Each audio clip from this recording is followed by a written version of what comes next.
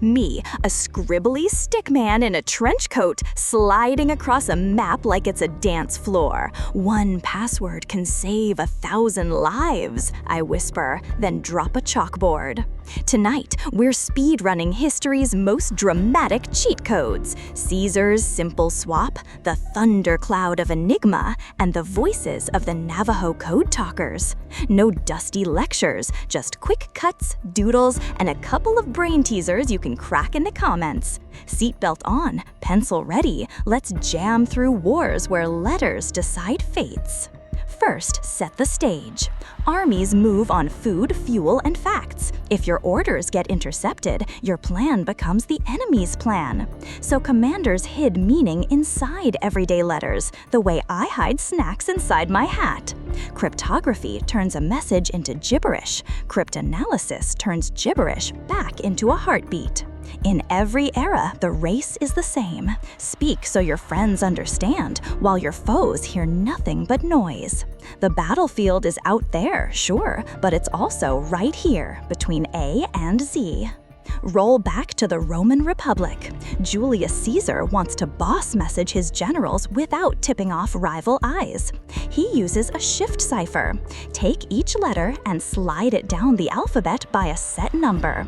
Think of the alphabet as a carousel. Spin it 3 steps, and A becomes D, B becomes E, and so on. It's not fancy, but it's fast, stenciled on wax tablets and whispered under torchlight. For a while, it works, because most enemies don't even know what a cipher is, only that the courier runs. Even bored scouts could pass it along. How does it work in plain terms? Picture a ring of 26 pegs and a clothesline of letters. You clip a message on, then rotate the ring a fixed amount.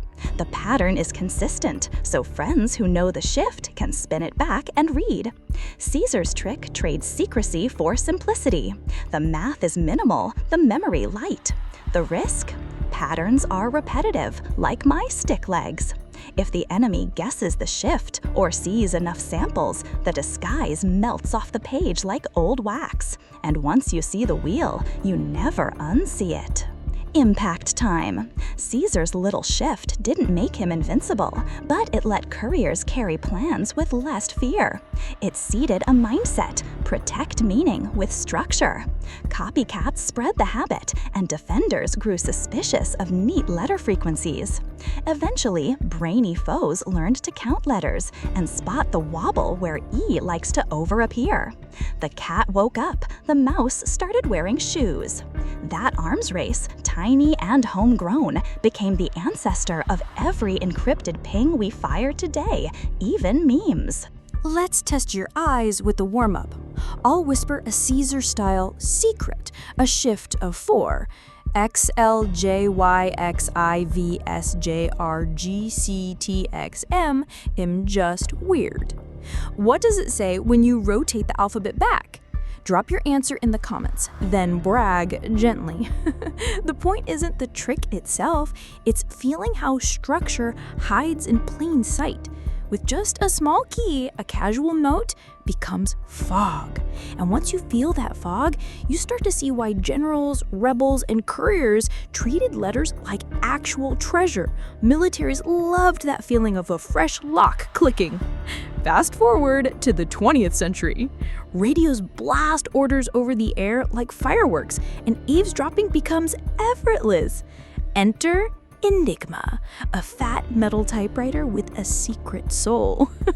Each key press routes electricity through a maze of rotors and reflectors, scrambling letters into others, a mechanical thunderstorm in a wooden box. Change the rotor order, initial positions, plug board swaps, and you get a new storm daily. It's not one lock, it's a city of locks rebuilt every single sunrise. It felt like wizardry on a desk. In simple terms, Enigma stacks alphabets on alphabets. Imagine 3 spinning Caesar wheels, each shifting differently, plus a patch panel that swaps letter pairs before and after the spin. Every time you press a key, the wheels step, so the mapping changes for the next character.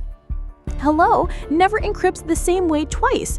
Friends share daily settings like coordinates for a maze. Without those, the output looks like the alphabet had a nervous breakdown. Beautiful, terrifying, effective, and fast. So, how did anyone break it? With brains, bravery, and boring work. Polish mathematicians mapped patterns before the storm peaked, building devices that mimicked the rotors.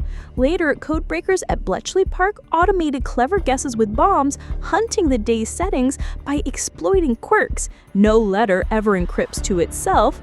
Operators love predictable phrases. They wrangled math, logic, and miles of paper tape. It wasn't magic, it was stubborn pattern spotting multiplied by relentless machines again and again.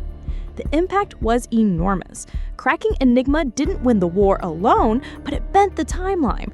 Convoys dodged wolf packs, surprise attacks lost their surprise. Every decrypted signal was a tiny shove on history's wheel, saving ships, crews, and towns that will never know their near misses. It also birthed a new kind of hero, the quiet analyst whose battle was pencil against thunder. When the guns cooled, the methods didn't. They evolved into the foundations of modern computing and security. Let's peek inside the strategy room. My stick hands pin yarn across a corkboard, crib texts, rotor orders, plugboard swaps. The trick wasn't reading everything, it was finding just enough to steer. Intelligence is a compass, not a crystal ball. If you know the U-boat pack is north, you sail south. If you learn the air raid window, you empty the sky. Good code breaking turns vast chaos into small, usable nudges. It's navigation under lightning flashes. Decisions made in inches, not miles. Guidance beats omniscience every single time. Okay, mini challenge 2. I'm sending a 5-letter Enigma-flavored clue that repeats no mapping. QZLXD. There's no single Caesar shift that fits, but there is a hint in the video.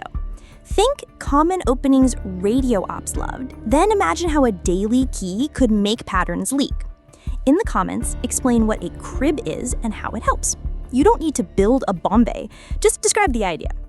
Best simple explanation gets pinned with a doodle medal, applause, and my dramatic bow. Keep it simple, keep it sharp. Now we travel again to the Pacific Theater, where speed and clarity could mean the difference between ambush and rescue. The U.S. Marines turned to gun eye speakers, the Navajo Code Talkers, who built a code from their language, mapping military terms to everyday words. A bomber could be a hummingbird, a destroyer, a shark. They layered that with an alphabet system made from Navajo words.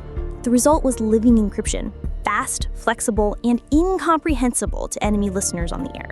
It sounded like thunder wrapped in song. Here's the simple brilliance. Natural language already scrambles expectations if your adversary doesn't speak it. Add a codebook of agreed meanings and you gain speed without machines. 2 trained speakers could pass coordinates in seconds, using imagery and rhythm their community knew by heart. Because Navajo had no written tradition standardized for outsiders then, frequency guesses failed. It wasn't just secrecy, it was culture harnessed to protect lives, spoken with urgency, humor, and care. Speed plus story is a hard combo to defeat. The impact echoed across islands. Code Talkers sent thousands of messages without a single break reported during the war, guiding artillery, coordinating landings, redirecting units under fire. Their clarity shortened battles and saved wounded, who might have been missed in confusion. Afterwards, much of it stayed secret, and the speakers carried quiet weight. When recognition finally grew, it wasn't only for clever coding, it was for the human bridge they built between heritage and survival, voice to voice. Zooming out, these 3 stories share one heartbeat: constraints. Caesar had limited math but needed speed. Enigma had depth but demanded discipline. The Code Talkers had voices that machines couldn't emulate. Every solution matched its moment's limits. When attackers adapt, defenders pivot. When enemies count letters, you break the pattern. When machines roar, you use culture. History is a lab where failure is expensive, and the successful experiments are made of context, craft, and courage. That's craft meeting constraint. Let's give you a sandbox to play in. I'll drop a tiny field kit, an alphabet strip, a paper ring, and your brain. Make a shift cipher and trade messages with your friends. Then try a stepping shift. Rotate by one after each letter and see how it confuses nosy siblings. Finally, invent a spoken code for places in your town.